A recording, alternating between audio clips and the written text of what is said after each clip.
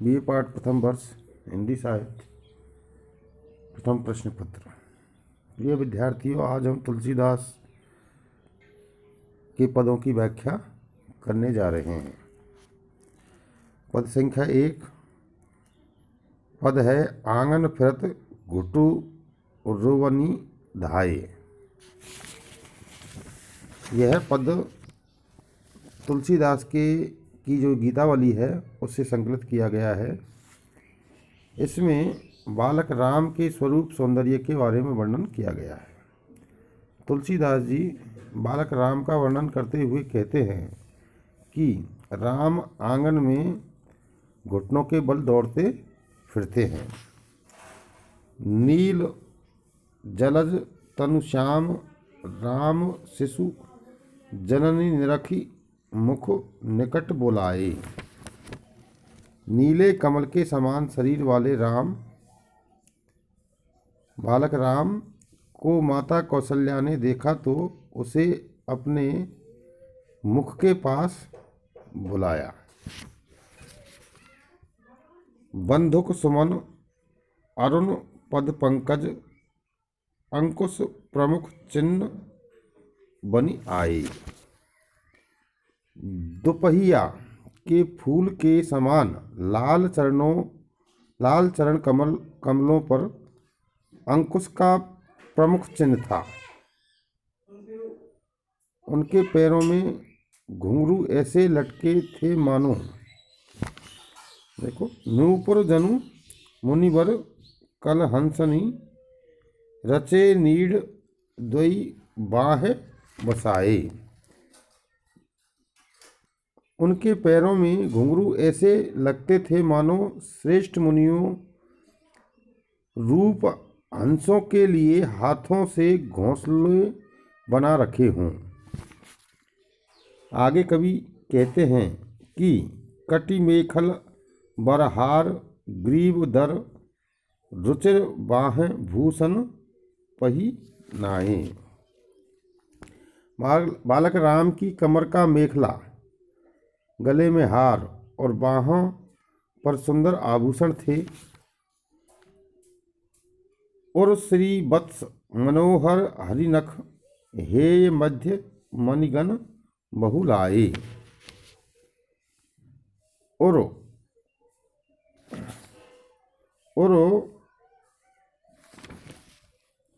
उनके वक्ष स्थल पर श्रीवत्स चिन्ह था। शेर का सुंदर नाखून था। सोने में बहुत सी मणियां जड़ी हुई थी। सुभग चिबुक द्विज अधर नासिका श्रवण कपोल मोहि अति भाए।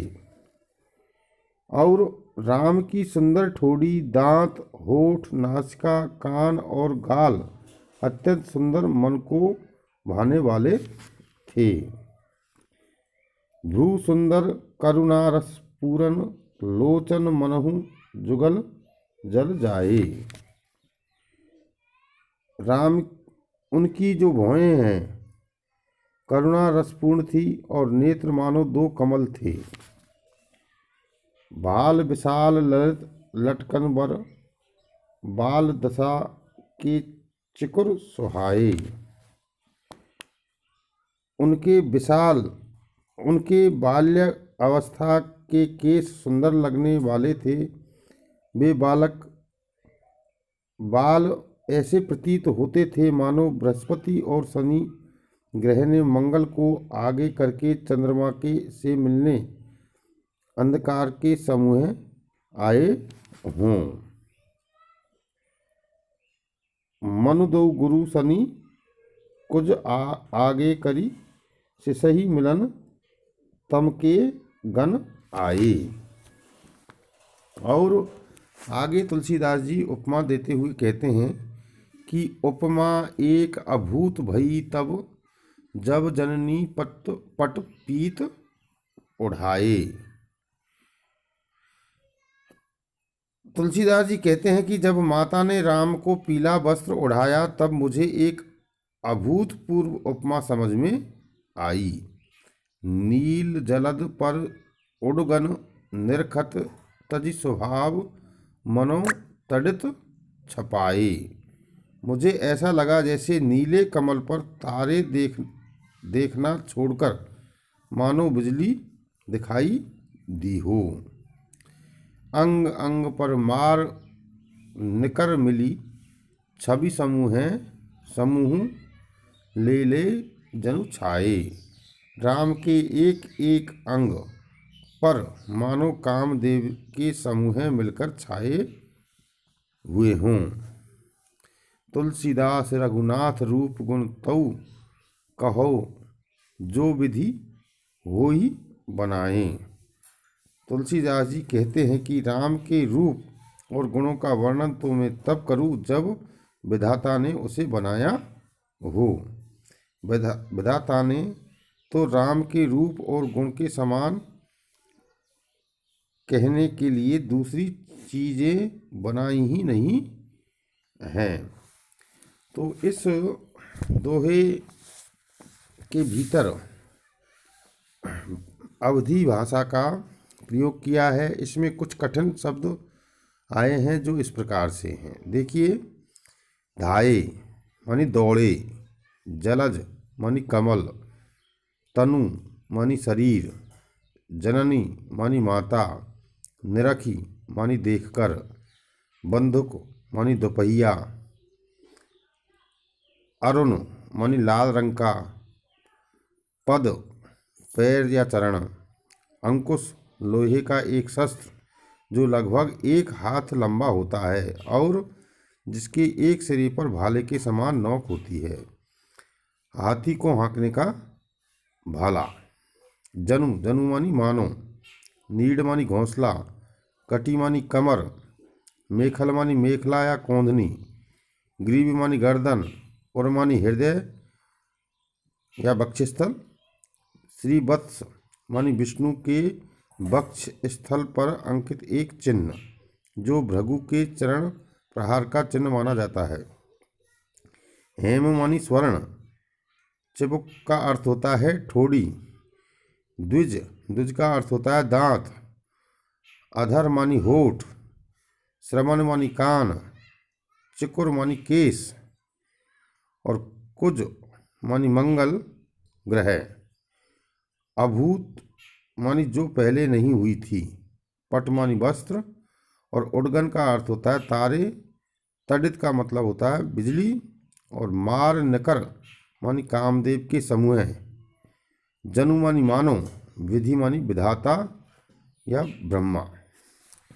तो इस प्रकार से इस पद के भीतर ये कुछ अर्थ दिए गए हैं या अर्थ हैं। इस में तुलसीदास ने राम के एक एक अंग के सौंदर्य का बहुत ही सुंदर वर्णन प्रस्तुत किया है। कवि ने वर्णन में अपनी पूरी कल्पना शक्ति लगा दी है। राम विष्णु के अवतार हैं ऐसी धारणा इस पद में की गई है। इस कारण विष्णु शरीर के चिन्ह राम के शरीर पर भी बताए गए हैं, जैसे अंकुश और श्रीवत्स चिन्ह। इसमें उपमा, रूपक, उत्प्रेक्षा, अनुप्रास, पुनरुक्ति, प्रकाश जैसे अलंकारों का प्रयोग किया गया है। कवि ने अपने ज्योतिष संबंधी ज्ञान का भी परिचय इस पद में दिया है। यह शैली पद शैली है, माधुर्य गुण है, इसमें भाषा में चित्रात्मकता है और प्रकृति का अलंकारिक रूप का वर्णन इस पद में किया गया है। आगे का पद देखिए, जब जब भवन विलोकति सूनो। इस पद में तुलसीदास कहते हैं कि राम को वनवास प्राप्त हुआ, उनको न देखकर, अर्थात राम को भवन में कौशल्या माता न देखकर बहुत दुखी होती है। उन्हें राम से संबंधित पहले वाली बातें याद आती हैं तो उनका दुख और बढ़ जाता है। इसी संबंध में यह लिखा गया है। कौशल्या कहती है, जब जब भवन विलोकति सूनो। जब जब राम के निवास को सूना देखती हूँ तो उनका दुख अर्थात कौशल्या का दुख जो है और दूना हो जाता है, वे परेशान हो उठती हैं। देखो, तब तब विकल होती कौशल्या, तब तब कौशल्या विकल हो जाती है। दिन दिन प्रति दिन दूनों सुमिरत बाल विनोद राम के सुंदर मुनि मनहारी। वे कौन? राम मुनियों के मन को हरने वाले राम की सुंदर बाल लीलाओं को याद करती तो उनके हृदय में पीड़ा होती है। अर्थात कौशल्या जो है वो मुनियों के मन को हरने वाली जो राम की बाल लीलाओं को याद करती हैं तो बहुत दुखी हो जाती हैं। हो तो हृदय अति सूल समझ पद पंकज अजिर बिहारी। वे सोचती थी कि राम कभी अपने चरण कमलों से इस आंगन में ही विहार करते थे, किंतु अब वे यहाँ नहीं हैं।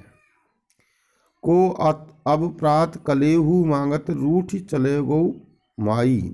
वे अपनी सहेली से कहती हैं कौशल्या माता कि अब प्रातःकाल कलेऊ मांगने के समय कौन कलेऊ मांगेगा और रूठेगा। श्याम ताम रस नैन स्रवत जल काहि लेऊ उर लाई। जब वह कलेऊ मांगते हुए रो पड़ते थे तब उनके कमल नेत्रों से आंसू बहते थे और तब मैं उन्हें अपने हृदय से लगा लेती थी। अब मैं किसे अपने हृदय से लगाऊंगी। श्याम ताम रस नैन श्रवण जल काहि लेऊ उर लाई। जीवौ तो विपत्ति सहौ निशिवासर मरौ तो मन पछतायो। यदि मैं राम के यहाँ न रहने पर जीवित रहूं तो दिन रात कष्ट का अनुभव करूं, और यदि मर जाऊं तो मन में पछतावा रहेगा कि फिर उनके दर्शन न कर पाई। चलत विपिन भरी नयन राम को बदन न देखन पायो। तुलसीदास यह दुसह दशा अति दारुण विरह घनेरो। तुलसीदास जी कहते हैं कि जब राम बन जा रहे थे तो उनके आंखों में आंसू आ जाने के कारण उनके मुख को भली प्रकार देख भी नहीं सकी। इस अवस्था में तुलसीदास जी कहते हैं कि कौशल्या की इस दारुण दशा का वर्णन करते हैं कि कौशल्या को बड़ा दुख था, उन्हें राम के अलग होने का बड़ा दुख था। वे सोचती थी कि राम की कृपा होने पर ही मेरा यह अत्यधिक दुख दूर हो सकता है, उनके बिना तो मुझे होने वाली शोक जनित रोग मिटेगा ही नहीं। दूरी करई को भूरी कृपा बिनु शोक जनित रुज मेरो। तो इस पद के भीतर जो है तुलसीदास जी ने राम के वियोग में जो दुख अवस्था है उसका वर्णन किया है। तुलसी ने इसमें सहजता भावुकता का परिचय दिया है। पुनरुक्ति प्रकाश अनुप्रास रूपक अलंकारों का वर्णन यहाँ हुआ है और स्मृति संचारी भाव का सुंदर वर्णन यहाँ मिलता है और पद शैली का प्रयोग इसमें किया है। तुलसीदास जी ने राम के वन चले जाने से होने वाले कौशल्या के दारुण दुख का मार्मिक वर्णन इस दो पद के भीतर किया गया है।